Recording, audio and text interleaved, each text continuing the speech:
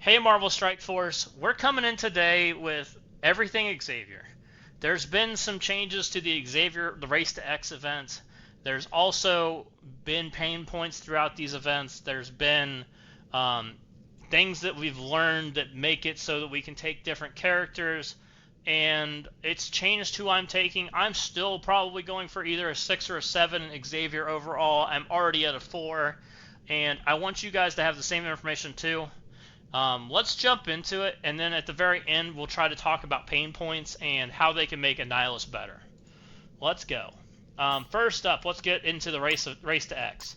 They have changed the race to X event. For better or worse, it has been changed.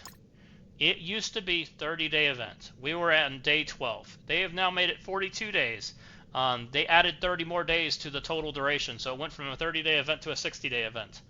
There is good and bad in this. The majority of the people will see good because there's not many people that have completed it.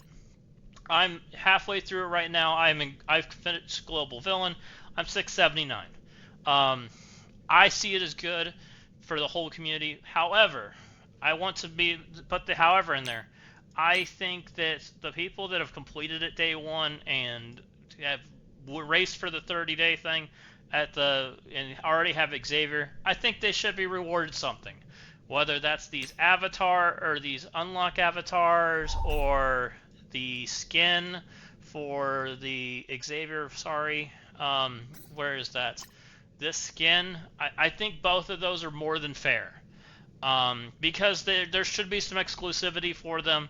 They spent significant amount of money to do that. I'm doing it through leaderboards and in-game stuff. They bought $60 offers times however many, a lot. So with that being said, I think we got to treat those players fair too, and they got to have something. Hopefully Scopely will do something for them. I'm glad it got increased. I think that's good for everybody because I think it feels really bad if you have a 4-star Xavier. He already has less stats than Odin, and that's a whole nother topic. I still think Xavier may not be good enough because it's hard to defend him, but that's a whole different video. I want to do that in a different type of topic. I want to talk about the whole game. Stay tuned for that one. That one's coming soon, guys. It's not just Xavier. It's the whole game and the state of it right now. Overpowered it all. Let's keep going though.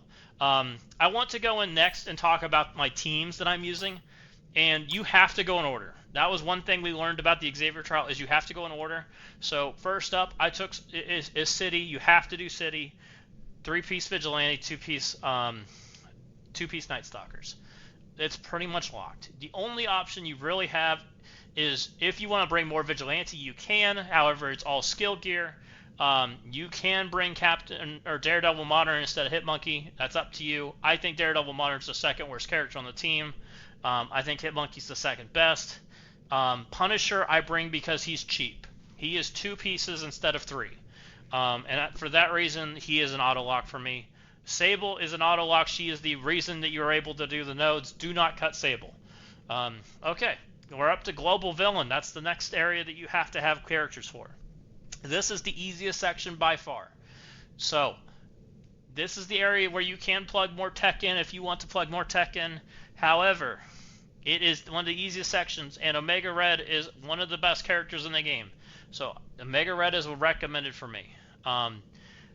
Here's where it gets weird. I took Apocalypse. I took Apocalypse because I still think he's one of the best characters in the game. I also think that using mutant gear is kind of difficult. So even though he's more expensive, I thought he was worth taking. That's up to you. You can take more Orcus members. It's perfectly fine. However, I don't think the Orcus members are that great of team. They are great in PvE. They are less great in PvP. The only one that I think is absolutely amazing in here is Lady Deathstrike. She basically carries the node and deletes half the team on spawn. I use Omega Sentinel a lot in PvP. She generally flexes into a lot of different teams. And Sentinel's just a pretty decent character with his team. So those are the 3 I took. I think Sisup is the worst one. I think Nimrod is fine if you prefer Nimrod. It's up to you. Just don't cut Scientist Supreme, or Lady Deathstrike.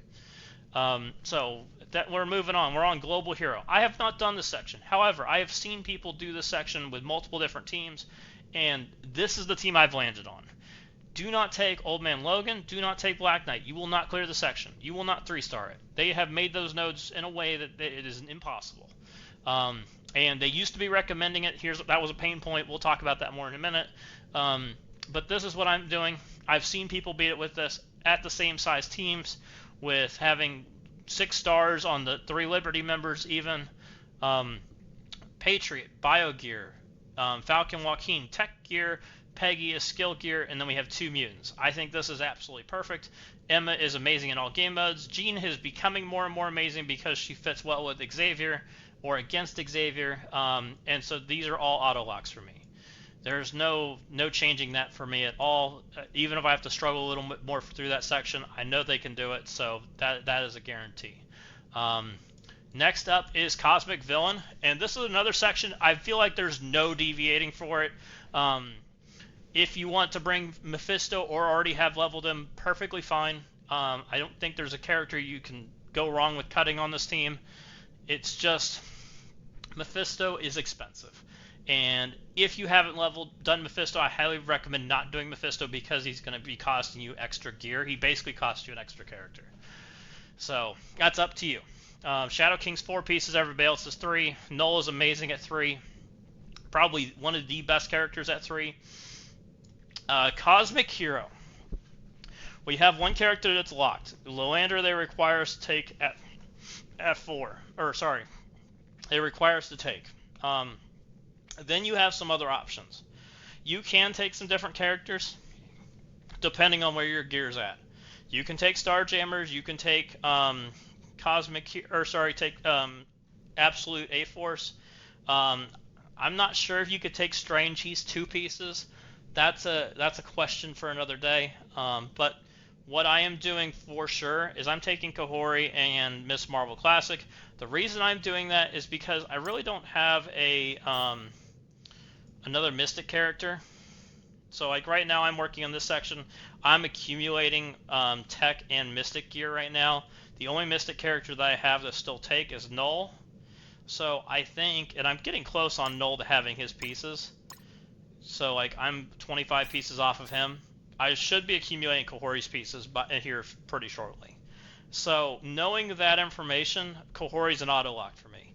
I also think she's one of the best G20 characters we can take. Miss Marvel Classic and Kahori are absolutely amazing in their game mode. They are like the premier team right now. So to me, they're auto locks. The last slot, I'm very open to taking something that just fits the role. If I have extra Tech gear, it's Rocket. If I have extra Mutant gear, it's Havoc.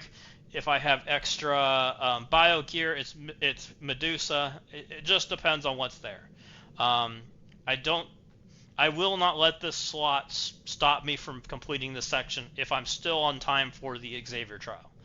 If I absolutely have no choices left, I'm trying Doctor Strange. I'm just being honest.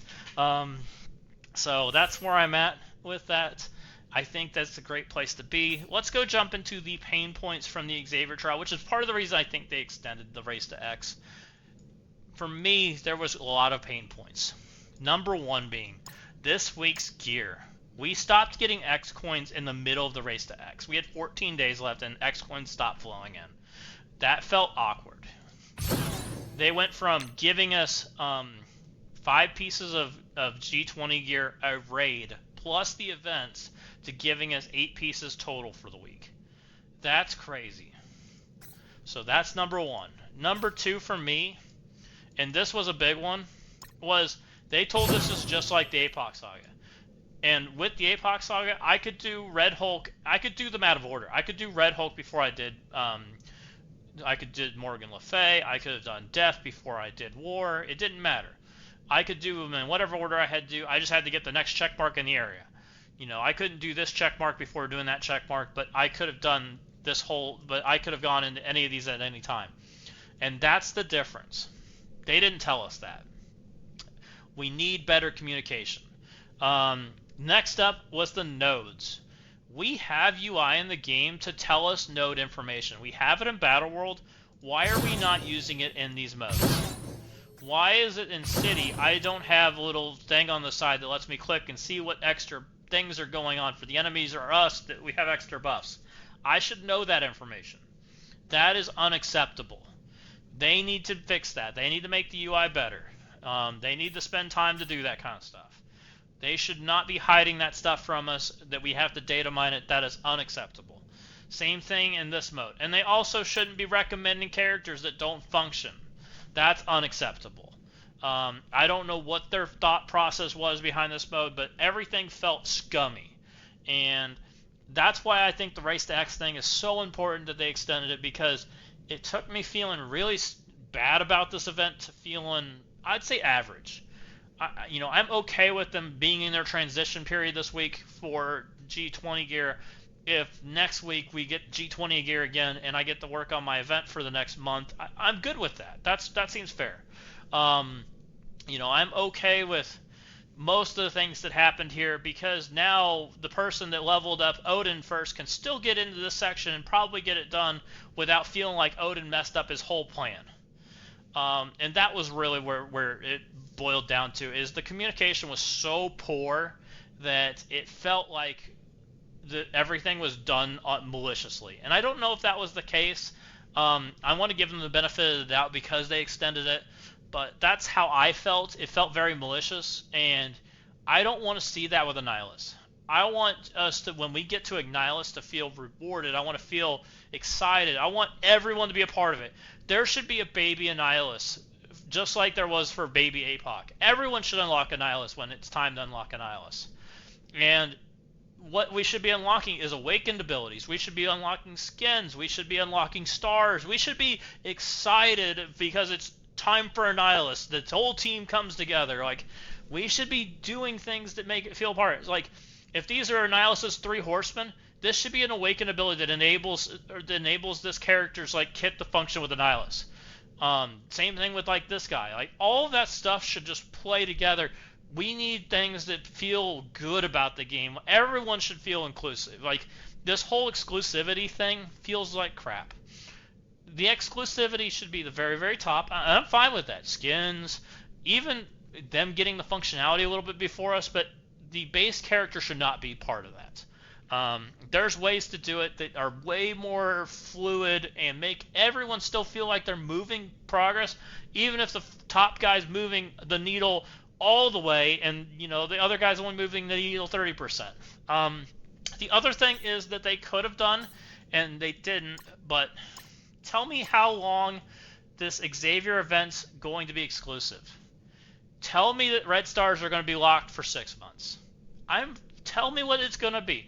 Are we going to get a 4 red after the event ends if you don't get it? I want to know this information.